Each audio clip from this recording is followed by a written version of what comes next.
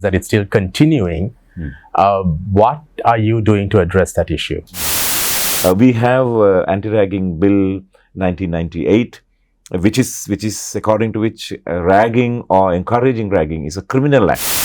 We have gone on the basis of total independence, but a complete adherence to fundamental human rights of everybody. So you're going to let these student unions to continue? Of course, I mean, that is their fundamental rights, but that does not mean that they could do violent politics. But that is what they are doing, and that is not going to change. Not all. But most of them. I mean, the government change happened as a result of some of these student unions, right? They started this movement, and then it became. Well, I wouldn't. I mean, you are saying the recent Aragale. Yes.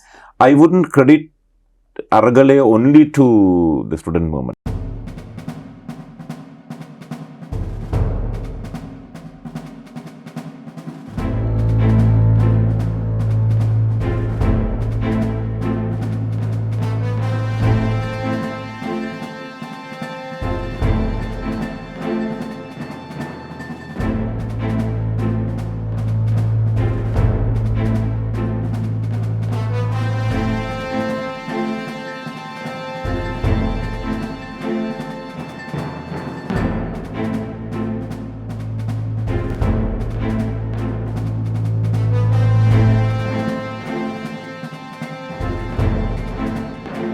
Hello and welcome to another episode of On Fire here on Daily Mirror. I'm Easwaran Rutnam. With me in the studio today is Dr. Suren Raghavan, the State Minister of Higher Education, to discuss issues related to the education sector and, of course, a little bit of politics as well. Dr. Raghavan, welcome to the program. Thank you. I must thank you for your kindness, because I think we tried to meet at least 2 or 3 times prior and various things changed. So I'm glad to be with you. Thank you. So, Dr. Raghavan, let's dive straight into the biggest issue that we are facing right now in the higher education sector. And that is, of course, ragging. That has been spoken a lot these days. There are a lot of concerns that it's still continuing. What are you doing to address that issue? Thank you. I do not know the superlative. The biggest challenge fits into your analysis of ragging. The biggest challenge in our higher education sector are threefold, I would say. Number one is quality higher education that is accepted at the level, at international level. I mean, our degree holders, state sector universities need to be internationalized. Meaning our 17 state universities, where are they in global ranking, and particularly how those universities are looked by the other similar universities in the region, Europe or North America, where higher education is still a big concern. So you think that standards are low? I wouldn't say we are lower, because then you have to have a comparison, right? Yeah.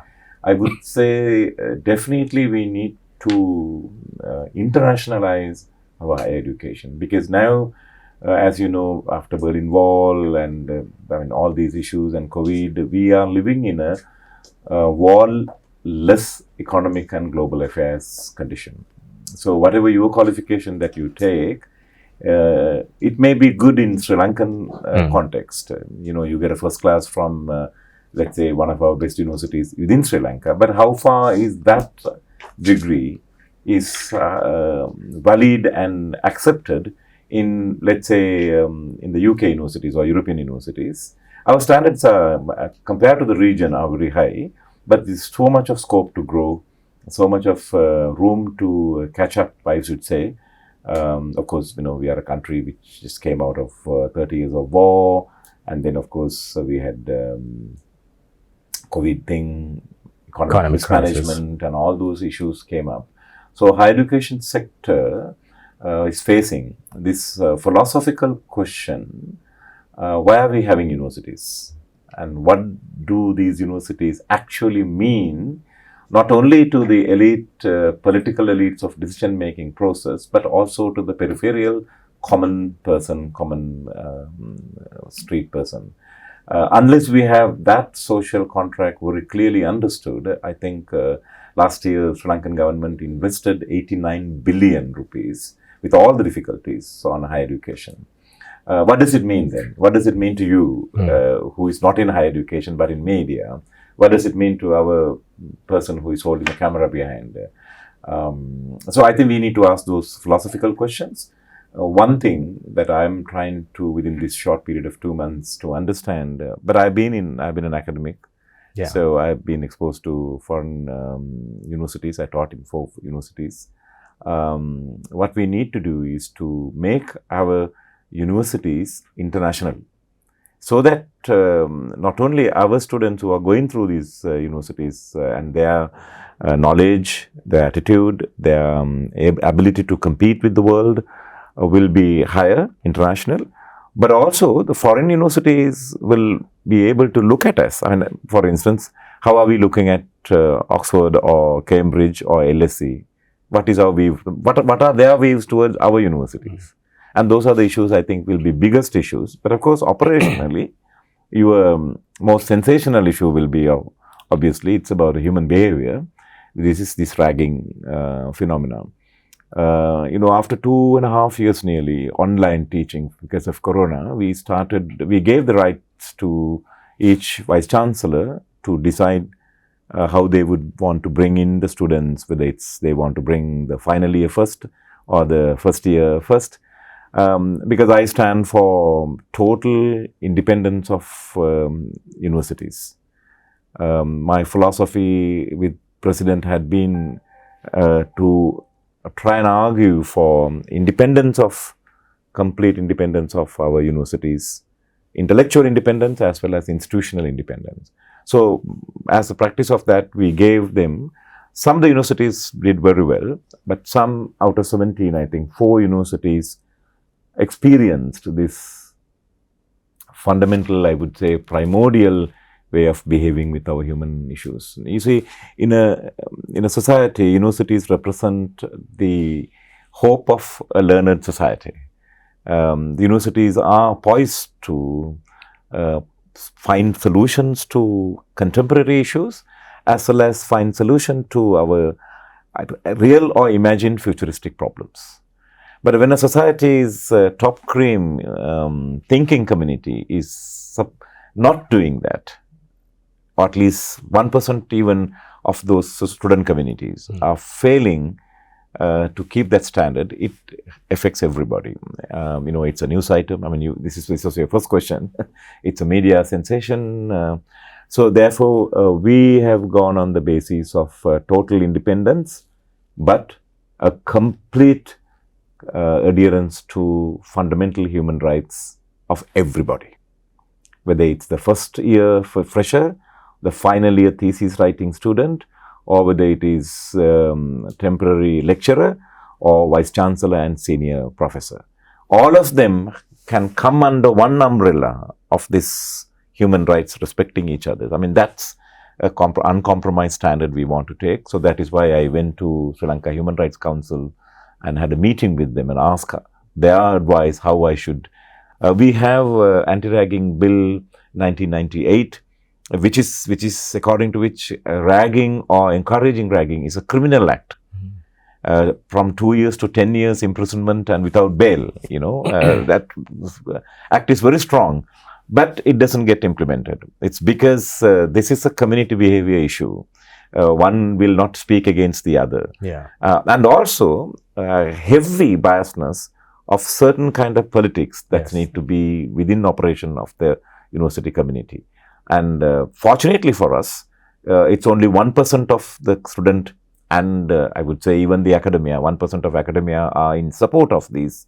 99% of are saying, no, give us the freedom for higher education. We came to study. We are in the journey of understanding, expanding our understanding on a given subject and to get ourselves equipped so that our lives can be, the life journey can begin. But that's 99% is a silent majority. They, for reasons known, because of the known reasons are very intimidating. Known reasons are for physical violence and social harassment, some cases sexual harassment. And now I think because of this, we have this social media and our accessibility to electronic communication mode, its cyberbullying is also being cited. So, state universities of Sri Lanka cannot have this primordial, I wouldn't even use the word tribal, because then you are disgracing those tribal people because tribes are known to solve their problems by negotiations. We, Easwaran, in a society, we can bear political differences. We stand for that.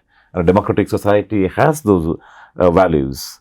But one section cannot, by physical violence, impose their ideologies on the other. And in this case, the 1% of the students who are politically ideological are imposing their process into 99%. And I think that cannot be accepted in the 21st century. How do you, give protection to these students? Protection is to really educate I take the idea about legalities alone will not work here. It is a social contract that we had to agree upon, and we got to take the moral majority upper hand by the people who are wishing not to have ragging on campuses. So, of course, we are reminded very strongly that the rule is available, the act is available, but now we are taking slightly different. It is not anti-ragging anymore. It is gender, it is ethnic, it is regional, all those values being covered, and that's why we want to bring it under human rights umbrella. So, there are 17 universities will have human rights focal points, which will be immediately taking actions. Those human rights focal points will be constitution of those will be with students, academia, non-academia, and even student unions, right? So, because fortunately this time, after we opened up this debate in media, almost all the student bodies and the political parties publicly have denounced ragging. So, we have a kind of a very dichotomy of situation here. Publicly they denounce, but some of them are acting. So, we need to find out who actually are these activists who are promoting violence on campus. If those suspected political parties are saying, no, our members are not doing that, so we need to really identify this community. Then, we have increased the security surveillance. We are giving training to what we call the marshals. There are marshals on campus. What I found was that out of the 17 universities, there is no accepted procedure for this. If, say, you come and complain to me about a ragging incident, which I haven't seen, because some campuses like Peradeniya are very vast. I mean, the faculties are in long distance and all that. So, what is the process? Do we go to police? Does it require police involvement, or we can settle within the campus? So, those processes we are in the making. It's very surprising that this has not been at least textualized and given them as a best practice. So, we are doing that. But President had been taking very seriously, possibly because Mrs. Maitri Wickramasinghe, Professor Maitri Wickramasinghe's experience on gender violence, she had been very championing this cause. Sensitive to this idea. So, President has been very careful to ask each university to be strong on propagating new values, 21st century values to the freshers. So, the freshers are going to be given, and we have also practical issues like there are going to be a direct number, there are going to be a portal where they can report and give evidence. And that portal will be observed by a team of from the Attorney General, Police Department, CID, and University Grant Commission. All will be looking at that, and they will decide which direction it goes. Whether any incident requires internal inquiry, or it immediately goes to the police department and beyond. Okay, yeah, because these incidents are now going from simple, bragging to, I mean, you mentioned even sexual assault. Yeah, and some permanent disabilities. Yes. 1 or 2 incidents have led to the death. 1 or 2 incidents have led to suicidal. And I think what need to be questioned here is that a group of free students, citizens of this country, come to do their higher studies, but their demands, another group demands that they get into the psychological and mindset based on their political ideology. I think universities should absolutely the place where that kind of thing should not happen. Universities are free, and that's why we call universities. It is based on debate and disagreements, but all on dialogical form, right? And the 21st centuries cannot, a country like Sri Lanka, we have seen enough violence. You know, you go to Kankasanture or you go to Hambantota, no 1 inch of this land has not been wet by human blood. I mean, we just last 74 years we have passed this. Not last 74 years, we just last 7 months we passed this. Yeah. So how much of violence do we want to take as, you know, what they call subculture, upasanskriti? No. For me, I'm saying, as a person who had been suffering from organized violence, whether it is 1983 or after, right? Identity politics, we have played enough. So I'm saying, let's have a new social contract, how to end violence on campus. Instead, how we can, as I mentioned, internationalize our student body, our academia, and our degrees. One thing I want to do is to, you know, coming few months, there are going to be hardship on inflation.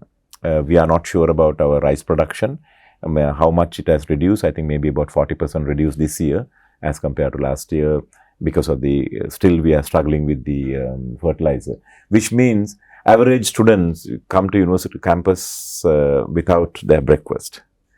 And then they have this difficulty of buying, because our universities are now, no more middle class families students come. It's all come from the very periphery, from Mahavidyalayas. First time they sometimes come to Colombo. So we need to understand their mindset. Just filling students into state universities is not going to make our degree holders respectable degree holders or direct economic contribution from them, economic and social contribution. So Jaffna University, actually I must thank them, they have taken the lead of having a community kitchen, right? I'm still studying the mechanisms of it. I think the supply and the labor comes from the students, and the supply is being collected as a community fund from outside. So then, that one practice I want to introduce to other universities also, because students come to study, they need to have their minds working properly. So the amount of protein that they eat instead of amount of starch that one would take.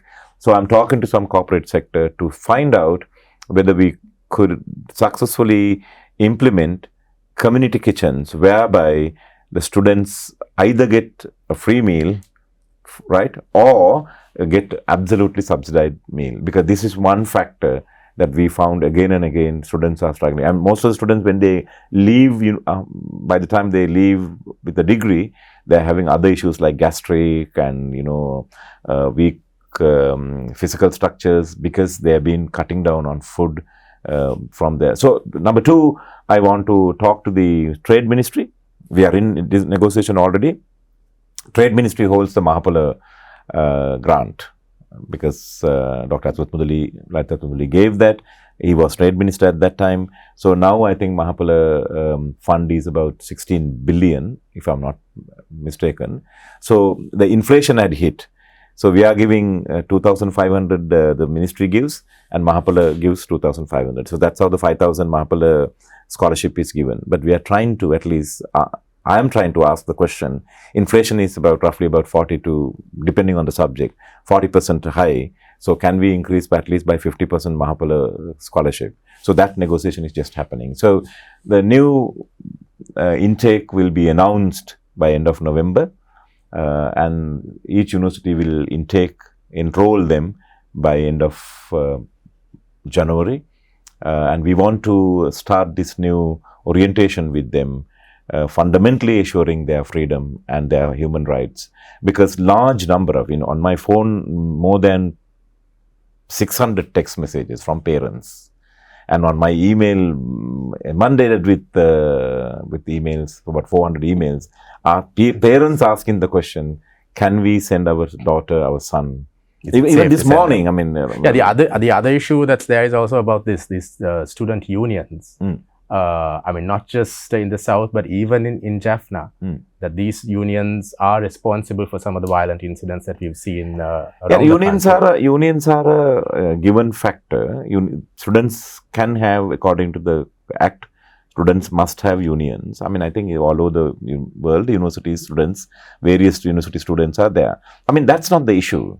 But these, university student unions embedded with outside politics, right? So outside politics, the wind of the outside politics changes the actual activity of the. Now that I cannot understand, because therefore they are not.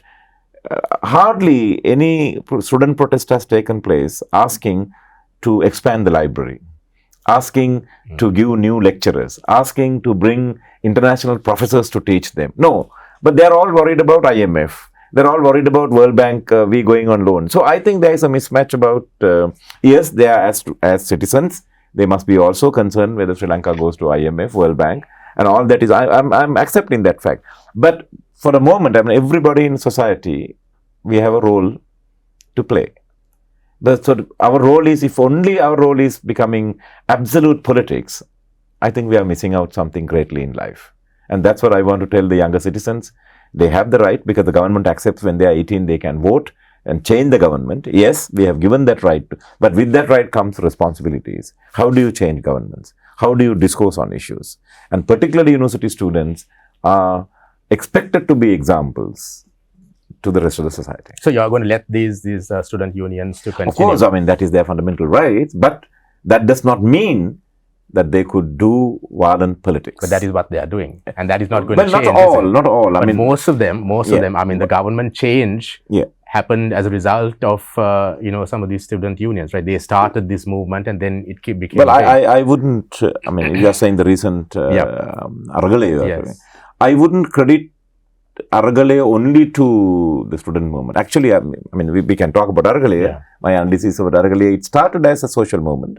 It started off as a grassroots agitation against the governance, the model of governance.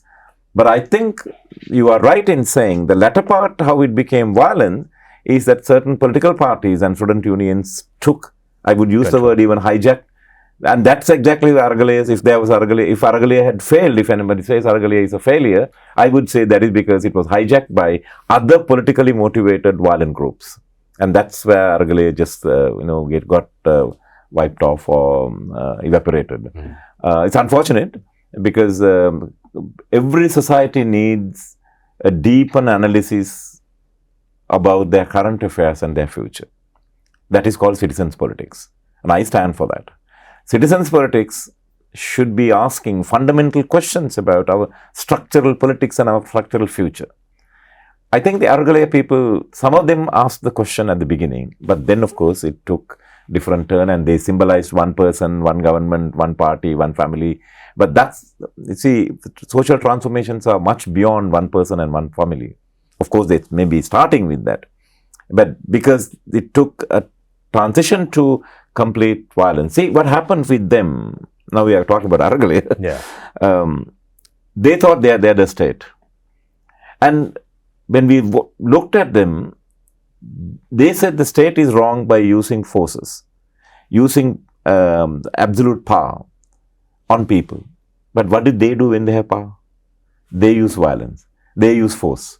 They even came into media house and said, no, stop everything, you must only broadcast what we are saying. So what did it show? It showed that they were actually acting in the same manner which they were opposing ideologically.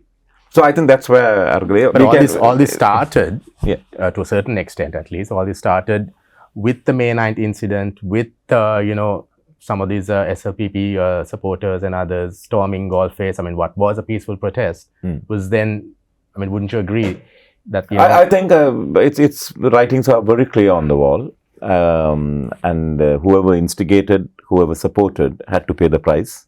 We saw few weeks, even that by evening, the Prime Minister had to resign. And then the rest of the history, near history, is all in our memory still. So what did it show? It showed that the model way of governance had changed.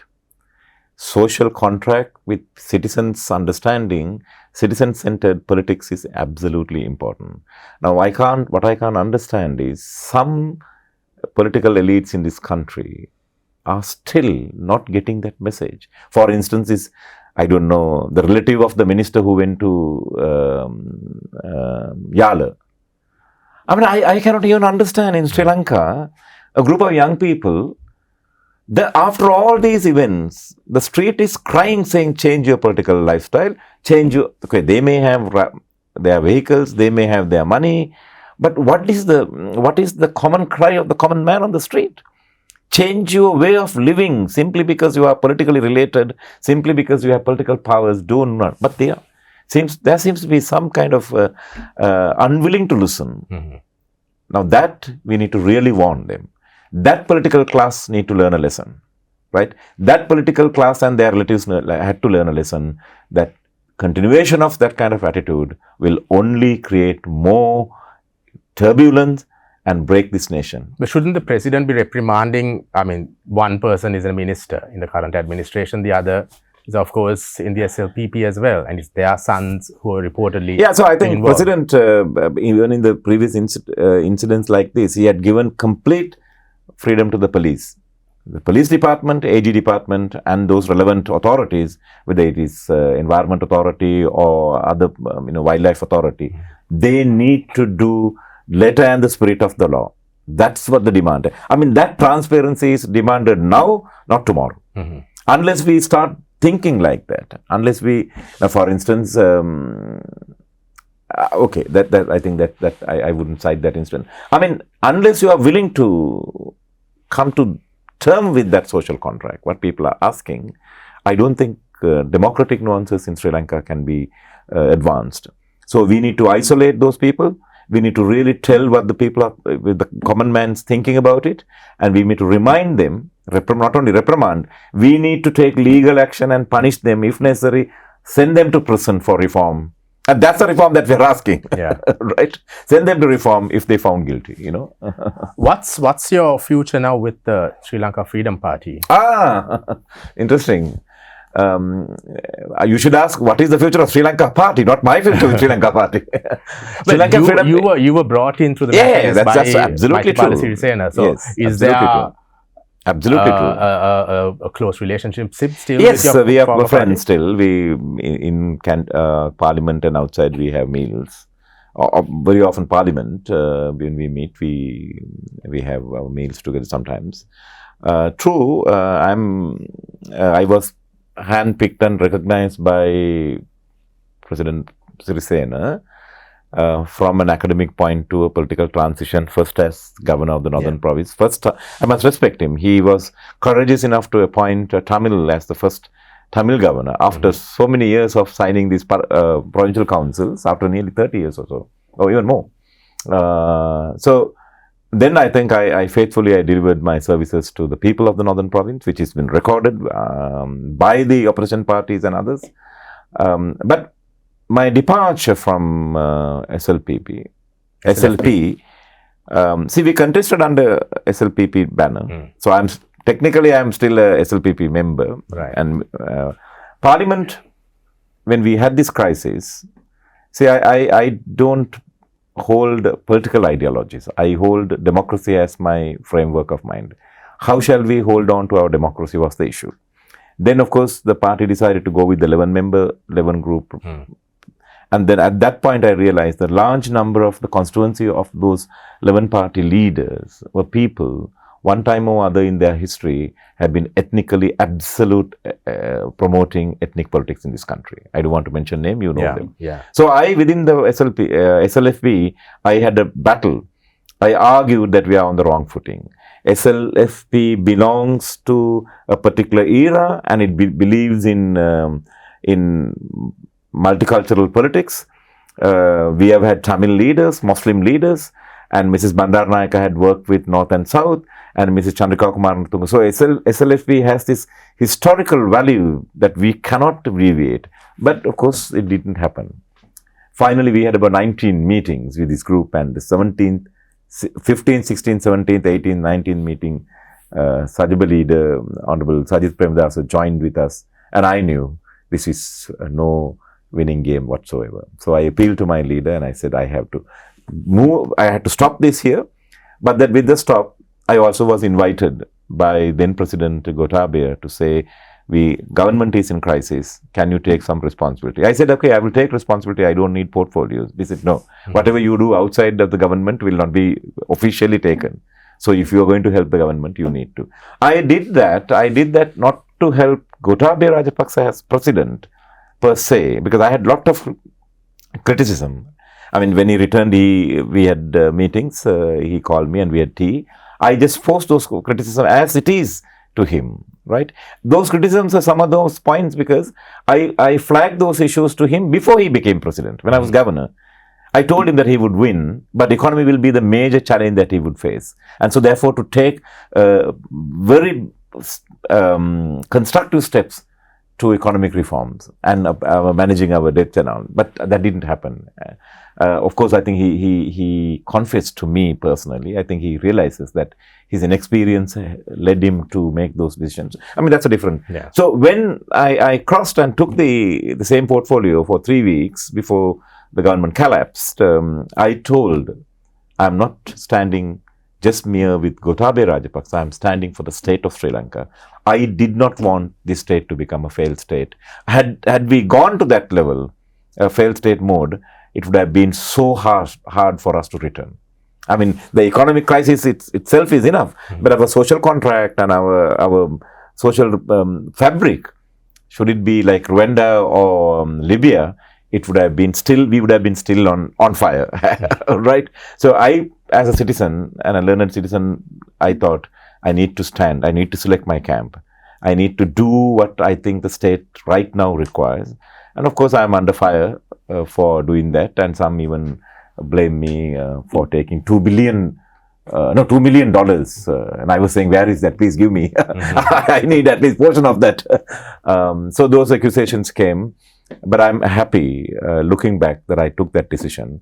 And even this... So you are no more, I mean, you lost your posts in the SLFP, but then you are... Yeah, they removed, I mean, that they would do, they would remove, but my membership is still there. And then some of the senior... Luckily, you see, 3 months after I took my decision, senior members like Nimal Siripaarasilva, the deputy chair of the party, also left. So now the majority has left, only a minority SLFP are holding on. Soon there will be there for further moves. Anyway, but for me, I'm saying, you see, when the government was appealing somebody to take over the responsibility, there was hardly anyone would come and take. You know, Sajid Premadasa, Honorable Sajid Premadasa put so much conditions. Andrew Kumar Sanaka said, if all the others help me, support me, I will take, and you all have to vote for me, kind of thing. And then even I think Harsha De Silva was asked, I don't know the truth, but I respect Wickramasinghe. After 45 years of his politics, he said, I will come. Maybe he calculated he has nothing to lose except to gain. And then he gained, right? I supported that. I said, we need, when a ship is on fire, when our ship is sinking, we need not blamers, not hackers, not hecklers. We need people who will say, yes, the ship is broken, but I am coming to take the ship to the harbor. And that's exactly what he did. Within 2 weeks, you know, I have criticism about his, former politics, party. I mean, many people say his PR is bad, right? I haven't gone that close to know that his PR is good or bad. But that decision, you see, history is written and constructed by the momentous decision that you make in your life. For me, I think 45 years of that maturity, he said, I will. Then, of course, when he became his house, he faced the violent mob face to face, right? But how did he behave during that time? And within 2 weeks, he brought the country into control. Let me tell you, Easwaran, because you are my friend, when I met Gotabaya Rajapaksa, for ex-president, Gotabaya Rajapaksa, ex-president, told me that Ranil Wickramasinghe, present president, is handling the military and law and order far better than him. He said, me being a lawyer, military guy, couldn't do that, but present president is... But the way he's handling it has also resulted in concerns being raised in the Human Rights Council. I mean, you mentioned earlier about human rights. The way he, used the military to crack down on the protesters sort of did raise a bit of concerns on the human rights. I think middle class will always have these concerns. Okay, now let's take a broader brush here. Who is complaining now in the country that we have law and order? right? So some of the urban middle class will always have these concerns for their value base, which is okay in a society. But the majority had benefited, right? Some wanted to, the last moment of some wanting to burn the parliament. Yeah. I think the president, by that time he was the head of state, as a democratic leader, he had to, every democracy has an army. For what? Not as a fire brigade. Yeah. An army had to act. At that point, when they were crossing the margin, with the caterpillars bringing and trying to remove and enter first Speaker's house and then to Parliament, I think every democracy would have reacted the same way. Whether it's America, Canada or US would have acted the same way. So I think we can sit back in our easy chairs and have coffee and say, okay, his approach was this, that, X, Y, A, B, C. But at that moment, had we slipped our hand, we would have gone into anarchy. And that anarchy would have destroyed fundamentals of Sri Lanka, which irrevocable damages would have happened. So I don't justify violence, yes, but I'm justifying his action to protect the greater benefit and the majority democracy at the cost of some military actions. You have been seen lately with Mahinda Rajapaksa a lot. You were at the movie premiere. You were also at some a nice meetings. person. So, but then he is also somebody. So, what's your connection there? So everybody has life's reflections. I think the former leader, he is a phenomenal leader in this country. Whatever the way you look at, I'm not saying this. Recently, Andrukumar Disanayake, who is a hardened critique of the Rajapaksa family, had used his Sinhala word. But you said earlier. He said Mahinda Rajapaksa Sanskritiyak. But you said earlier that Maithripala Sirisena aligning himself with these 11 parties, yes, that there are certain extremists, certain individuals who are not ethno-nationalists. They're absolute ethno-nationalists. So Mahinda Rajapaksa is also not accepted by most of the Tamils, by some of the Muslims as well, because of certain incidents that took place in the past. Can you justify yourself? No, I think now we are going into a comparative mode. For me, I would say nationalistic discourse is not only belong to Mahinda in this country. If you go back as far as JR, even 1956 Bandaranaike, who immediately after all his Oxford learning, who talked about confederation with India, not even federalism in Sri Lanka. He went as far as confederation with India. But when it came to his elections, he raised this idea about ethnic identity. So ethno-nationalistic politics does not only belong to one family. Across the parties, even Tamil parties, even Muslim parties have used that card in order to get political power in this country. So I do not know how one can be super bad as compared to others are bad. Okay, SLPP to climb power, they possibly sold the post-war heroism. They did so, not possibly. They did so, and then the basis of that. For me, my association right now, Mahinda Rajapaksa, ex-president and ex-prime minister, as only as a friendship, and there is no political. But I think it's as a senior politician, sometimes it's good to see where he stops and reflects and asks the questions. I had very good exchange with him. I think that's why our friendship came to life, about his handling about Tamil affairs, the post-war. 2009, we ended the conflict militarily, but what did we do in 2010-11 and leading to, I thought the handling of post-war situation could have been much, much better. And he agrees. He says, yes, they were too much of one-sided victory and tourism that was just pouring in, and he missed the bus there. That he could have had actually, I took the point from Mahavamsa. I asked after victory, what did Ellara do? Ellara was killed, but what did Dutugamanu do after the Great War, the epic of Mahavamsa? He went out of his way to respect his opponents. In fact, Mahavamsa says he built a tomb, which we still can't find, to Ellara, and ordered every person who passes this tomb must respect, because there lies a just king. That is Mahavamsa's text. So I asked him, did anybody tell you this? This is how Dutugamanu behaved. right? And what did you do? So there was a long silence. I mean, he's a senior politician, he wouldn't say, but I think my non-confrontational, but very friendly way of asking questions, these deep questions, had given him kind of confidence. So whenever now he has a, if they say Rick Solheim or there is Chinese ambassador, whenever he has a visitor, he calls me and says, just sit with me. Maybe I had to say something. What do I say here? I think that he had come into a more listening mode. So this film that you are talking about, I mean, it's about Puranarva period. The film is in literary Tamil, not even normal Tamil. So he said, Suren, let's go for a movie. I mean, he's a movie lover. Let's go for this movie and I want you to come and explain to me. So that's, I think, Easwaran, I know your political meaning behind this question. Every relationship doesn't have to be political. Sometimes politicians can be good friends as well. Though we oppose camping. So there is no political links between you and Mahinda Rajapaksa? No, I'm an SLPP member and I'm a State Minister for Higher Education and he's still a member of the Parliament and likewise. But I think we need to understand that human conditions are far beyond politics. Since you mentioned that you're still an SLPP member, there is this,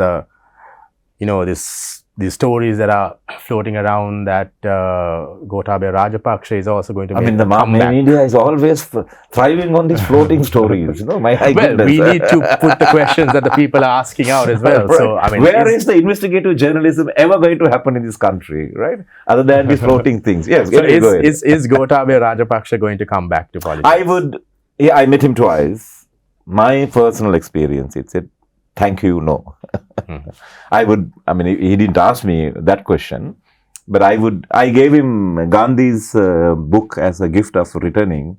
And I in my note, I said, life teaches us truth in power and out of power. So I hope President Gotabaya reflects on deeper things. We all know he's a strong Buddhist and a Buddhist way of understanding. I would say, even if somebody goes and invites him, for his own sake, he must think twice. My suggestion, if he asked me as a friend, I would say, no, do not enter politics. But he has not said it per se. No, I'm not going to. Surely. Just one final question. I will question. not be the first person to tell that to if he says that. If he tells me, I'll call and tell you. One final question. Since you were the governor of the North and you were looking at some of the issues that the Tamils were facing back then as well, what is this government going to do with devolution of power? I mean, India is pushing on the 13th Amendment, the political issue. Just briefly, what is this government looking at doing addressing that issue? Wickramasinghe government's priority definitely is on the economic recovery. There is no condition that anybody can attach to that. So first, as a state, we have to survive, and then we will decide how do we survive, right? How shall we live then better, right? That's a secondary question. But if you look at his history, his political stand, his high points and the lowest point, along all that, he has taken one direct line into the Tamil so-called national issue. No separatism, but devolution asymmetric devolution he had stood for, right? I mean, people may use the word, quasi-federalism, federalism or whatever, but I think he avoids those words. He philosophically believes that everybody in this country is an equal citizen, and some, particularly like the Tamil-speaking community, have historical issues, and those can be negotiated by way of sharing power. I think he's still a strong believer of the 13th A, which India's gift to us. So only by economic development we can even talk about a power devolution. Because right now, what happens if we give power devolutions to any, not only just northern province, any province, they are absolutely broken, right? They can't do anything. The provincial income is, now when I was governor, northern province income was 26 billion from central government to the province, but province earned only 250 million. So see the gap, so big gap. So right now, I think we need to do political. But I understand your political question that for economic development, democracy is an inseparable ingredient. So how much we think about democracy. I mean, take India for instance. India's economic growth is based on the. One can say it's not a democracy, blah blah blah. But at least comparative democracy that is India is practicing, the largest democracy on planet. So we cannot deviate. Say we'll only go for some are arguing saying that we need a absolute dictator for Lee Kuan Yew type, Mahathir Mohamad type, or Deng Xiaoping type dictator, and I don't subscribe to that. I think the modern democracies show the more democratic you are, your economic recovery will be faster. You allow the private sector to work, you allow the state banks to support that private sector initiative, and the state takes backseat compared to these major loss-making institutions like Lanka, CEB, and how do we... But when you're doing that, do it democratically. Don't sell these properties to your friend and cronies and who comes, fly-by-night companies. No. But do that democratically. I think President is on that line. I don't have, I must confess, I shouldn't be presenting myself a big picture. I don't have daily or weekly interactions with him. But whenever he speaks, whenever he has phoned me or I have phoned him, these some of the points let me think that he's on that line. Right, we'll have to leave it at that. Thank you. Okay, thank you, Easwaran. Thank you very much for coming. Don't lose more hair because the light is reflecting on you. So that's all the time we have for you for On Fire for this week. Till next week, stay safe.